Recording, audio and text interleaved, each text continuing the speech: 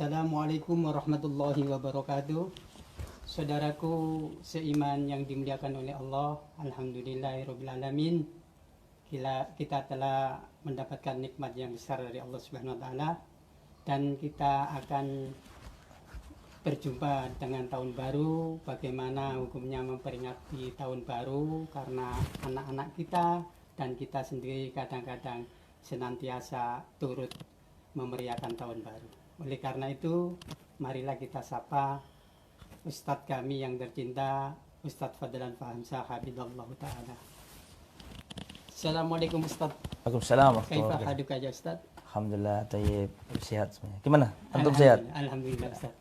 Ustadz, sebentar lagi kan tahun baru Ustadz. Oke. Nah, kita beserta anak-anak kita kan sudah lama sekali selalu turut memeriahkan tahun baru ini. Menurut Islam sendiri bagaimana Ustadz? Tayyib. Perayaan atau tahun baru yang sebentar lagi kita akan melihat euforia masyarakat. Mereka meniupkan trompet, mereka menyalakan kembang api, mereka sangat gembira, tertawa, menghambur-hamburkan uang. Ini bagaimana Islam melihat itu? Pertama, yang harus kita pahami, ini adalah perkara yang merupakan ciri khas orang-orang kafir. Sedangkan Rasulullah SAW bersabda, "Man tashabbaha biqaumin fahuwa minhum." Barang siapa menyerupai suatu kaum, maka dia bagian dari kaum tersebut. Kita tahu bahwa meniup trompet adalah bagian dari budaya Yahudi. Kemudian membunyikan lonceng adalah budaya orang Nasrani. Kemudian menyalakan kembang api, menyalakan api adalah budaya Majusi. Jadi aktivitas yang ada dalam tahun baru itu kebanyakan adalah bentuk tasyabbuh bil kufar, penyerupaan kepada orang kafir. Sedangkan Rasulullah mengatakan tadi, man tasyabbaha biqaumin fahuwa minhum. Barang siapa menyerupai suatu kaum, maka dia bagian dari kaum tersebut. Itu yang pertama, merupakan tasyabbuh bil kufar. Yang kedua, sebenarnya tahun baru itu sudah pernah dirayakan oleh orang-orang Madinah waktu jahiliyah. Diterangkan dalam hadis yang sahih diriwayatkan Imam Abu Dawud dari sahabat Nabi yang mulia Anas bin Malik. Ya, beliau mengatakan, qadima ar-Rasul sallallahu alaihi wasallam al-Madinah walahum yaumani yal'abuna fihima. Dahulu Rasulullah sallallahu alaihi wasallam ketika tiba di kota Madinah, ternyata masyarakat Madinah itu memiliki 2 hari raya yang mereka bersenang-senang, membuat hiburan-hiburan pada 2 hari raya tersebut. Maka Rasulullah SAW bertanya kepada para sahabat yang masih awal-awal masuk Islam pada waktu itu, "Mahadhanil yaumani?" Ini 2 hari raya apa? Ini 2 hari yang bagaimana kok kalian rayakan begitu?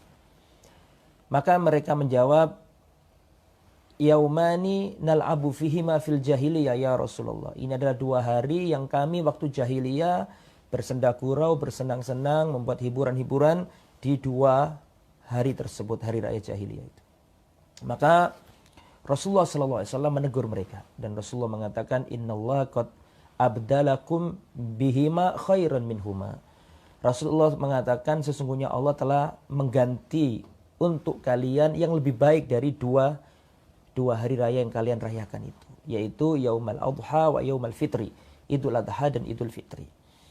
Nah, para ulama menjelaskan 2 hari raya yang dilakukan oleh masyarakat Madinah waktu jahiliyah itu adalah, yang pertama hari raya Nairuz. Nairuz adalah hari raya tahun baru Persia. Yang kedua adalah hari raya Mihrajan. Nah, memang belum terserap tahun baru Masehi pada waktu itu ke tanah Madinah, tetapi orang-orang Madinah sudah menyerap kebudayaan orang Persia, yaitu tahun baru Nairuz. Tetapi sama-sama tahun barunya. Ya, dan ini dilarang oleh Islam, dan Rasulullah mengatakan sesungguhnya keduanya dihapus, diganti yang lebih baik, Idul Fitri dan Idul Adha.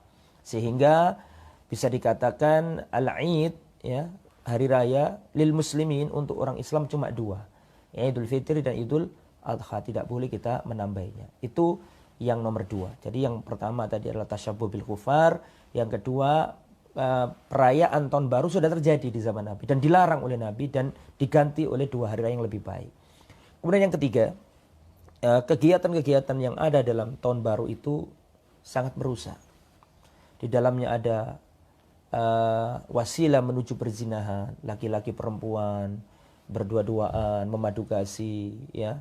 Ini termasuk wasilah menuju perzinahan, sedangkan Allah Subhanahu wa taala mengatakan wala taqrabuz zina, ya. Janganlah kalian mendekati zina. Jangankan zinanya, mendekatinya saja tidak boleh. Dan dalam tahun baru itu banyak wasilah menuju perzinahan. Keluarnya laki-laki perempuan tanpa mahram, berdua-duaan, safar tanpa mahram dan seterusnya. Kemudian di dalamnya juga terdapat pemborosan. Innal mubadzirina kanu ikhwanas syayatin.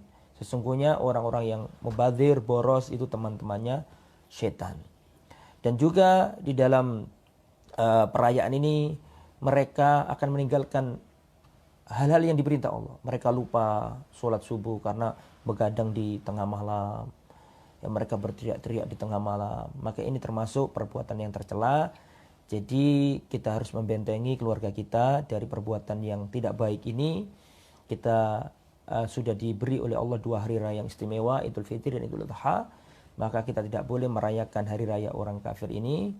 Ya, dan Rasul juga mengatakan, man amila amalan laisa alaihi amruna fawaradun. Kalau seandainya ditarik, misalnya itu adalah ciri khas orang Nasrani, misalnya mereka punya acara khusus misalnya, maka ini bagian dari agama mereka yang kita tidak boleh mengikutinya.